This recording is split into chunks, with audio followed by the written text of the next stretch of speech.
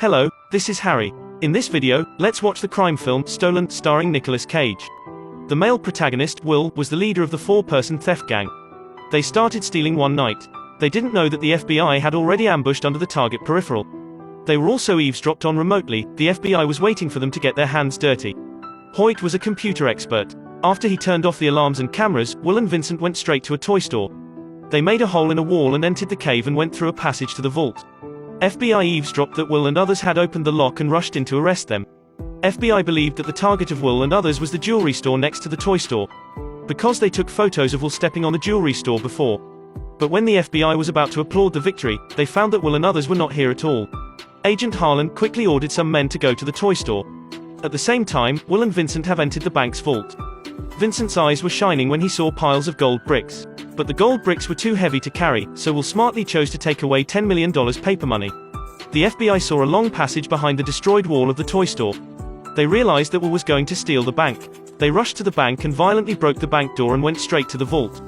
At this time, Will and Vincent had escaped from the back door of the passage. At this time, an old man saw them. Vincent was afraid of being exposed and wanted to kill the old man. Will had his principles. They were thieves. They were not murderers. The two disputed and Vincent accidentally shot at his leg. Will had to drag him to the car and then ran back to get the money bag. Hoyt saw a police car coming. Without hesitation, he left Will and drove off. Will brought the money bag and neatly knocked down two policemen, snatched the police car and fled the scene. The FBI immediately intercepted him in a multi-story parking lot.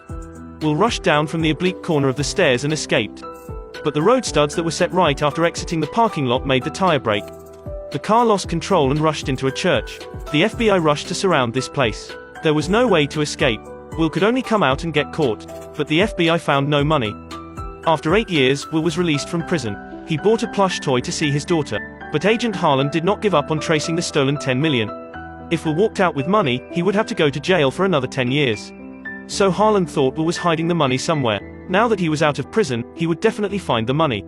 Will insisted that the money was not with him, and Harlan could only send someone to watch him secretly.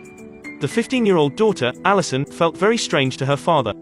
Will had a lot to say to his daughter, but he spoke incoherently when facing his daughter. He took out a small note written in advance and read it to his daughter. He asked for forgiveness and hoped she could give him a chance to change. Allison could not accept her father's sudden return, so she hurriedly got in a taxi and left, leaving Will standing helplessly. Then Will went to visit Riley, one of his accomplices. Riley had gone back to work as a waiter in a bar. She was grateful that Will did not testify the three of them. The phone rang in the envelope that Will received. He answered the phone bewilderedly. He didn't expect it was Vincent. Vincent said that Will had been in prison for the past few years, but he didn't go on well and kept relying on loan sharks. He changed his name and waited for 8 years to share the money. Will said he burned all his money before the FBI caught him. Vincent thought that Will would not take out the money readily. He drove a taxi all the way to follow Will. Allison was in his car just then. Vincent used Ali's life to force Will to take out the money in order to keep Vincent calm. Will had to lie that the money was in Tuscaloosa and he needed 24 hours to get the money back. Vincent only gave him 12 hours and asked him to keep the phone safe. Allison wouldn't live if Will didn't answer the phone. The FBI guys were also following Will for $10 million, but he easily left them behind. Will bought time for himself by putting Vincent's phone on the train to Tuscaloosa and transferring the call to his new phone. Then Will found Agent Harlan and asked for help to rescue Allison. He also said that he burned all $10 million before he was caught, because he knew he could serve fewer sentence years if there was no proof he robbed the money. He had no money to save his daughter. Harlan thought that Will made up the story of Vincent for another purpose. On one side, Will wanted to prove that the money was not with him because of the ransom. On the other side, he wanted the FBI to run all over the city to find Allison and the kidnapper. This way Will would have time to transfer the stolen money and spend the rest of his life happily. Harlan also showed Will the evidence that Vincent had died. He wanted Will's lie to be self-defeating. Will patiently explained that Vincent was just faking his death. But Harlan didn't want to hear Will anymore. He didn't take his words seriously. Helpless, Will stunned two police officers in the elevator to grab their work ID cards. Then he entered the FBI archives and found the current address of his former accomplice, Hoyt. Vincent really installed the GPS on the phone. He was relieved to learn that Will was in Tuscaloosa. After waking up, Allison shouted for help in the trunk. But there was a soundproof sponge in the trunk and no one could hear her in the crowded street. At this time, a guest forcibly boarded the car. Allison cut a hole in the back of the seat.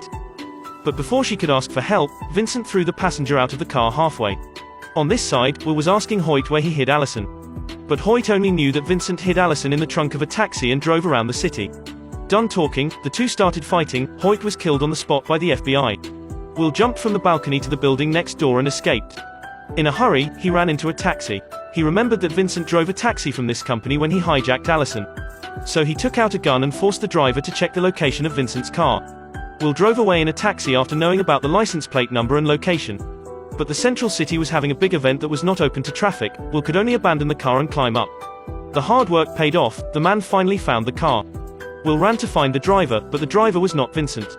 The license plate number was also affixed, and the GPS of Vincent's car was in the trunk. At this time, the FBI arrested Will for illegally accessing the FBI archives and assaulting a police detective. Will's phone rang halfway, the detective didn't allow him to answer. Afraid that Vincent would do something to his daughter, he took the risk to grab the phone, and the vehicle got out of control and crashed to the ground. Fortunately, Will was fine. He told Vincent that he had no money. But he could go get another amount of money to save Allison. Then Will told Riley about Allison's kidnap and $10 million. He begged Riley to help him rob the bank again. Riley agreed to help Will save his daughter. They crossed 6 blocks from the sewer to the bottom of the vault, using a heat gun to melt a hole in the vault floor and then melting the gold brick. The molten gold bricks flowed into the water and instantly solidified into gold bumps. 5 minutes later, the fire alarm in the vault rang. The FBI rushed to the scene. But Will and Riley had dragged the gold away and escaped from the sewer. The FBI intercepted Riley's vehicle from the road only to find that they were trapped. Will had driven another car to the trading place with Vincent. Who knew that Vincent not only wanted money but also wanted Will and Allison to die? He had a grudge against Will for making him lose a leg 8 years ago. He ignited the taxi and shot Will. Will put up with the wound and drove the lit taxi into the opposite pond. When he got out of the car to rescue his daughter, Vincent suddenly attacked him from behind. Will desperately subdued Vincent and rescued his daughter. In the end, Harlan finally knew that Will stole the gold to save his daughter. So he put all charges of stealing gold on Vincent, who was already dead. Well, this video ends here. Remember to like and subscribe. Thank you for watching, see you next time.